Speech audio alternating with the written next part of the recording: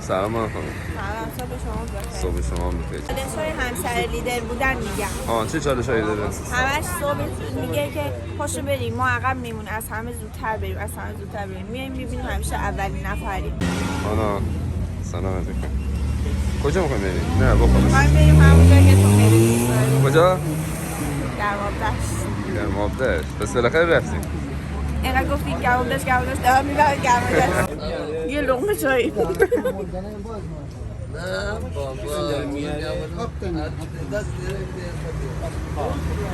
نه نخواهم نشه جام. صبح بخیر. این الان صبحونته؟ همیشه همینجوری صبحونه می‌خوریم؟ همینقدر پرشالش. هر چی گیر اومد می‌خوریم، بعد اونجا یه صبحونه خفن. بعد خدا رو شکر می‌کنیم. درسته؟ شکر خدا.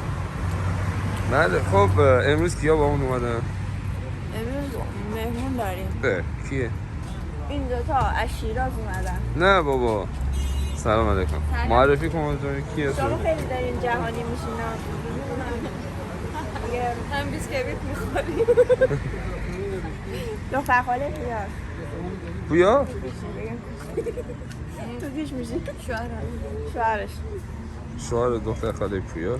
گل ناب کردم شل میام مثل باب کردم نازو شل بشه دست بینول بشه شم کیفش بشه کی دست نزنه کاش بشه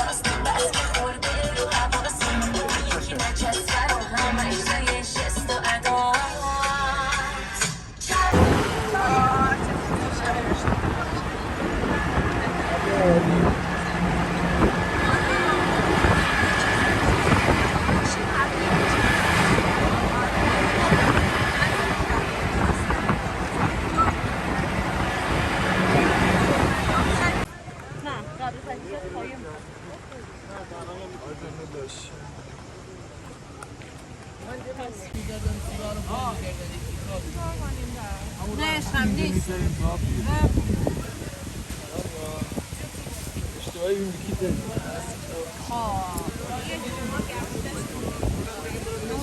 شما یه 13 پرو مکس نه خانم 13 پرو مکس متاسفانه نداریم. تموم شده. اینا فقط مونده. 15 پرو مکس بچه‌ها نمیاد. گرفتن مال شما رو. جدی میگی 13 پرو مکس داشتی؟ میافتی یا تو بیار اینجا جای تو باز خونه رو غلط کردم. غلط 20 بازی بدم. گفت فراد و نیما اومدن. الان داری فیلم میگیری؟ من دوست دارم. تنت میخواد. فراد دیگه